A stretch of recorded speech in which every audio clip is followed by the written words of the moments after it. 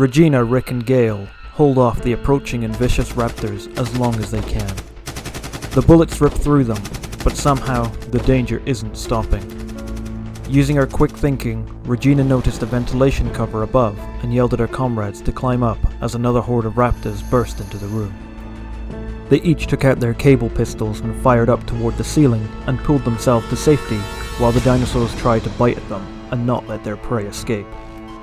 Gail was the first to reach the vent and opened it up, allowing himself and Rick to climb in, then offered a hand to Regina. She went to grab it, but suddenly Gail's hand slipped, dropping her down towards the dinosaurs below. Blasting the dinosaurs away and reigniting the cable pull, she rose toward the ceiling once more and climbed into the vent for safety. The group traveled the vent system and found themselves in another part of the facility. Rick suggests that they find Cooper and call in reinforcements as they can't handle this danger on their own. Gail looks suddenly concerned at this suggestion, but nevertheless agreed that their next objective will be to find Cooper and the communicator. Regina, meanwhile, had a silent, growing distrust and suspicion of her captain, as she didn't believe that the hand slip was an accident. He appeared to let her go on purpose. But why?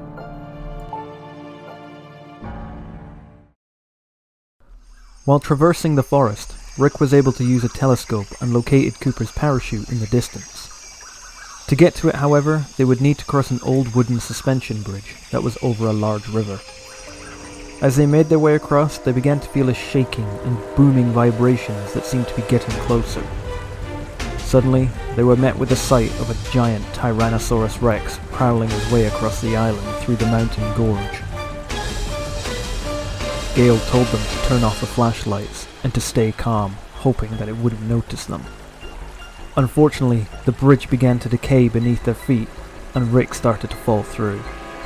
In his panic, he accidentally turned on the flashlight that was pointed directly at the giant lizard. As Regina and Gail grabbed Rick, the T-Rex's eyes were drawn to them. It let out a great roar and lunged at them, snapping the bridge in two, causing the agents to fly back. Regina and Rick landed in the water below, while Gail was able to stay on the bridge and run to safety. The dinosaur eyed the two in the water and bit down at them. The piece of wood Rick was using to keep afloat was grabbed by the sharp teeth, and he was lifted into the air. As the T-Rex attempted to bite at him, Rick flew into the air, landed on it, and managed to run down its back and splash down into the water. Using the time carefully while the T-Rex was distracted, Rick and Regina held their breath and stayed under the water. It searched for them, but was unable to find its prey, and wandered off. Due to the water damage, their radios are unusable, and as such are not able to get in contact with Gail. Proceeding with their mission, they decide to keep looking for Cooper and the communicator. As they find the parachute that Rick spotted earlier, they notice the communicator nearby, and question how Cooper could have left it behind. It powers up and starts to form a connection, but just before it can,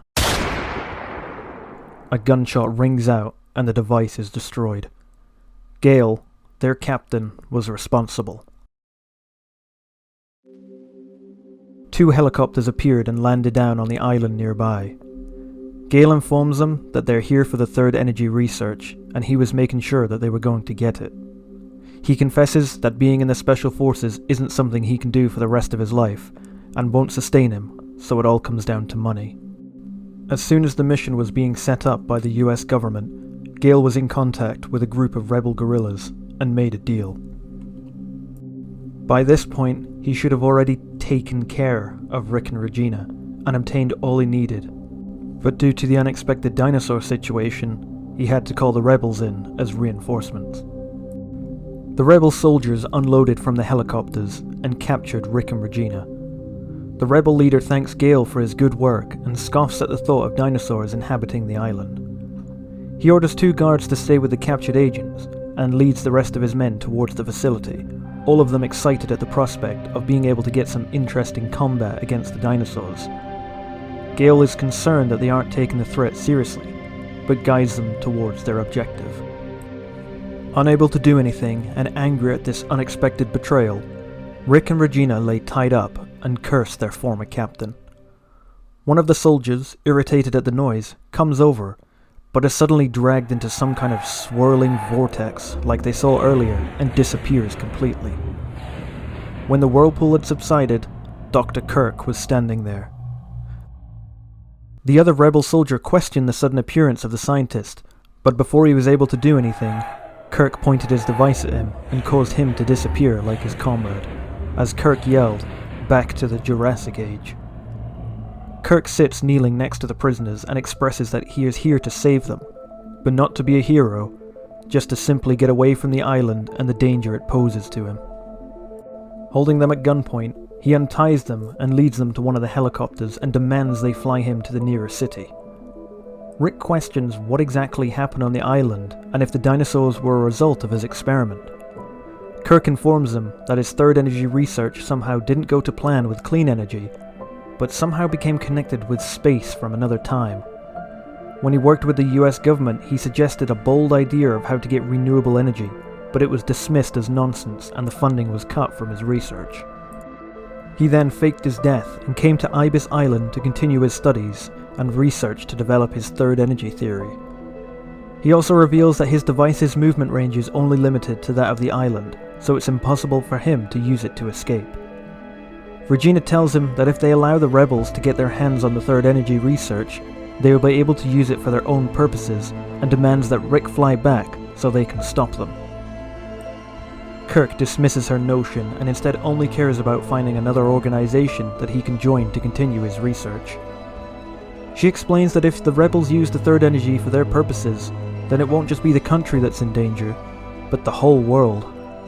Appealing to a sense of morality, she says that the deaths of everyone on that island, her fellow agents Tom and Cooper, and the possible victims that could happen in the future would be on him if they can't stop them. Kirk is convinced, and says that he will allow them to fly back if it means that they can stop harm coming to others. Rick is delighted that he will be able to get revenge on Gail.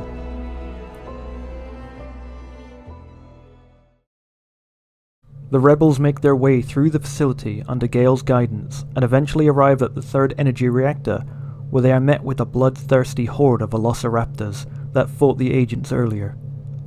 With superior firepower and the means to easily defend themselves, the rebels cut through the dinosaurs with ease, long enough for the raptors to retreat.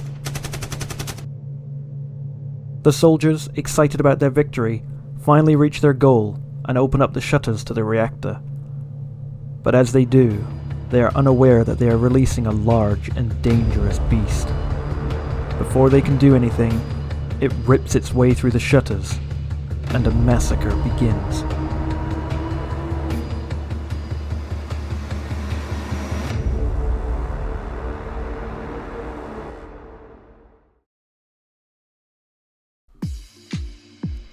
Issue 2, Third Energy, is where the story really takes a massive leap and becomes something quite different to the original story altogether. Same set pieces and creatures, but adding in new characters, organizations, and a couple of unexpected twists. Regina's quick thinking about climbing up to the ventilation system to make their escape is a really nice nod to the way shortcuts and access points are used throughout the game. Regina can use some kind of cable strapped to a belt to lift her up into the maintenance ducts, which allow her to get past locked doors and enter other parts of the facility. Instead of it on their belts this time around, they have a special pistol for it. Having it in the comic is quite clever and even added some really nice drama to the mix with Gail's slip. The suspension bridge is another completely new area. Seems a little odd to have a very old rickety bridge near a high-tech facility, but maybe it's because that side of the island wasn't really used, as it doesn't seem to lead anywhere but more jungle, and could have had people living there long ago, which raises more questions about when, how and why this facility on Ibis Island was set up, and who were the inhabitants beforehand.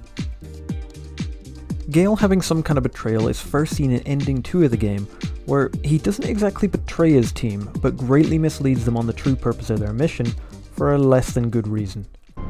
Regina, take this. A disc? It contains all the information on the third energy, including the details on how to use it as a weapon. His secret objective from headquarters was to retrieve the third energy research so that it could be used exclusively in the US for weapons development, and retrieving Kirk was just a bonus. He never told his team until the moment he succumbed to his wounds and asked Regina to make sure his mission was completed. Even at the cost of his own life, he's loyal to the mission. Even though this was somewhat of a betrayal, he wasn't really seen as a bad guy. He was just a talented agent following orders from his superiors. Gail made sure he avoided harming any of his teammates, revealing to Regina that he didn't want to put her or Rick in danger by them knowing the true purpose of the mission, and at times save their lives. This ending is non-canon to the overall story, so his secret mission was never actually found out and he managed to complete it. Here, however, in the comic book series, what he does is a major betrayal. He double-crosses the US government agency he works for, commits treason by colluding with a nation that is hostile toward the United States, and agrees to help them obtain something potentially catastrophic to the world, all for the sake of making more money, which he claims he needs as the agency doesn't pay him enough to sustain him. We don't really know anything about his personal life outside of his job, so it can be safely assumed that the in-game version of Gail was more loyal and was doing okay financially. What's worse is that this deal with the guerrillas also involved the death of Rick and Regina, one of which he'd already attempted to murder, and supposedly Cooper too, which was already taken care of for him. It's unclear whether he was going to hand over Kirk to the rebels or plan to eliminate him as well. It sort of puts his abandonment of Cooper into another light at the beginning. In the comic book, he was likely planning to kill him, but him being out of the way and left behind was no big deal and worked in his favour. In the game, however, it's just him discarding him as a hindrance and a useless member of the team, seemingly not bothering whether he's killed or not. The only time Gail mentions him in-game is when he says to forget about him. What about Cooper? Forget him. Time's up. The biggest change to the story is the inclusion of a faction of rebel guerrillas that have come to take the facility's prized asset with the help and guidance of Gail as their inside man. It changes the dynamic of who is the main antagonist of the story. At first we believe it's Dr. Kirk and, in a way, the T-Rex, but then it changes to Gail, and ultimately the leader of the rebels seems to fit into its place. They don't specify exactly who these rebels are and what country they're rebelling against, but we do know that they are well armed and well informed, with their arsenal of weapons and vehicles, and having been able to convince a member of the US Special Forces to help them. They arrive by helicopter, so they don't appear to be inhabitants of Ibis Island, so must be somewhere fairly close by. The introduction only says that Ibis Island is run by someone that the US has deemed hostile. In the game, Ibis Island is owned by the Virginian Republic, a fictional country, so maybe it's owned by them this time too, but not specifically mentioned. However, this is counteracted by the fact that we see the Virginian Republic logo in multiple places around the game, but in the comic, it's nowhere to be seen.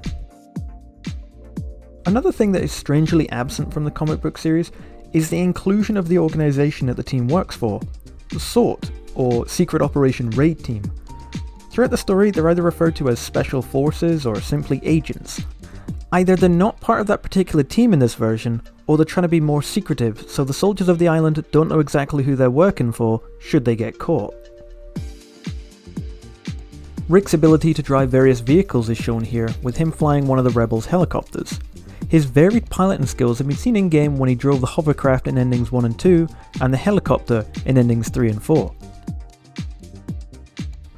It's interesting to note that in the comic, Kirk needed Rick and Regina for their piloting skills, as he seemingly wasn't able to fly a helicopter himself. But in-game, during Ending 3, Regina caught Kirk trying to escape via a helicopter. It's unclear whether he could actually pilot it himself, and she caught him just before he was about to leave, or whether he was trying to figure out what to do now that he has a way out, but nobody to pilot it. Rick suggesting that they look for Cooper is actually the first time that anyone even suggests trying to find him, which is quite sad, honestly. In the game, they just mention Cooper is missing, But Cooper has the radio, and he's missing. and then by the end he's simply referred to as MIA, with them never having learned of his death. Regina does mention how the distress signal they received could be from Cooper, but once they discover it's Tom, they never attempt to look for him again. I understand that they could assume he's dead due to the circumstances, but Rick's reaction of not abandoning teammates What are you talking about? He's asking for our help. We don't leave our own behind. makes me wonder why they never even tried to find him. Later on, when Regina and Rick try to appeal to Kirk's morality, She says that everyone's deaths that happened and will potentially happen because of the third energy experiments are on him. Regina mentions how Tom and Cooper's deaths are his fault. This is also the first time that anyone officially acknowledges that Cooper has died. But what makes this sad is that even though they found his parachute, his communicator, and don't see his body anywhere, they still make no attempt to look for him at all, and simply assume he's dead. Rick even wonders how Cooper left it behind, not specifically saying he could have been killed, leaving room to believe that he's still out there. Again, I suppose it is safe for them to assume so, but it seems like without the readers knowing of his fate already, we could all be led to believe that he is still alive somewhere on the island, which is what they should have been thinking too.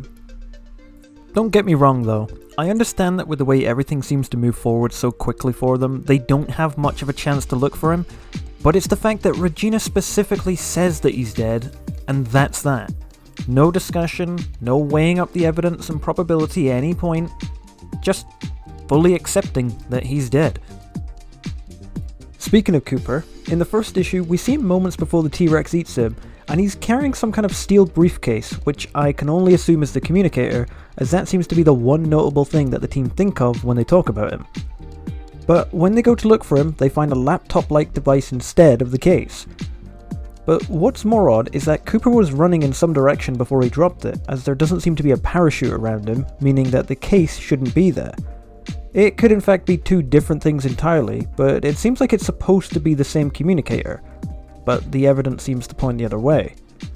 Makes me curious now about what was in that case, if it wasn't a laptop. Kirk's sudden arrival to save Rick and Regina was unexpected, but it's shortly revealed that he isn't doing it to be heroic, but it's simply just his best chance at getting off the island alive, taking them at gunpoint and forcing them to pilot the commandeered helicopter. Appealing to Kirk's morality is an interesting angle to take. It's as if the writers are trying to make him more human than his in-game counterpart. When Gail has him in his custody once again in his personal lab, Regina mentions that many lives were lost for Kirk's experiments. He replies without remorse that he doesn't care how many people were killed, as long as his experiment is a success. And how many people were sacrificed before you made this discovery? Who cares? The numbers are quite irrelevant. Let's just say that there were many. Extraordinary deaths for ordinary men, don't you think? She then remarks how he's nothing but a true devil, devoid of feeling or emotion towards other people. He then remarks that he doesn't care if people think of him as an evil demon or trying to play God, as long as his research proves fruitful. Even when Gail dies in Ending 2, from wounds he sustained trying to save Kirk's life, he makes fun of the situation right in front of Regina. And this is the reward for a lifetime of service to the government. Sad, isn't it? Let's go! Kirk actually having some sympathy or feeling towards his untold amount of victims is odd, but it's interesting how this Kirk is quite different, being smarter and an actual person with feelings. It could still be for selfish reasons, such as if news gets out about how he sacrificed people and caused a global disaster, that could tarnish his legacy. But it seems as though in this moment he has a brief few seconds to actually reflect on his actions. At the end of issue 2, we see the gorillas fighting their way to the third energy reactor, and as they lift up the shutters, the T-Rex forces its way through. This is very similar to one of the endings in which the T-Rex forces its way through the shutter to get to the underground heliport and chases the team along a transport passageway. The third energy reactor is also in a new location, this time being in a large open space behind some steel shutters. Very strange considering that in issue 1, the security feed in the control room showed the reactor how it looked in game. To close this episode out, I would like to give a massive shout out to the person that translated these comics, Haseo, or Yumika Wakamiya, a translator from Russia. I've left the links to their Twitter, or X, and Instagram. It doesn't appear they're too active anymore, but I've left the links anyway. Thank you so much for your hard work. In the next episode, we'll be taking a look at issue 3, Time Warped.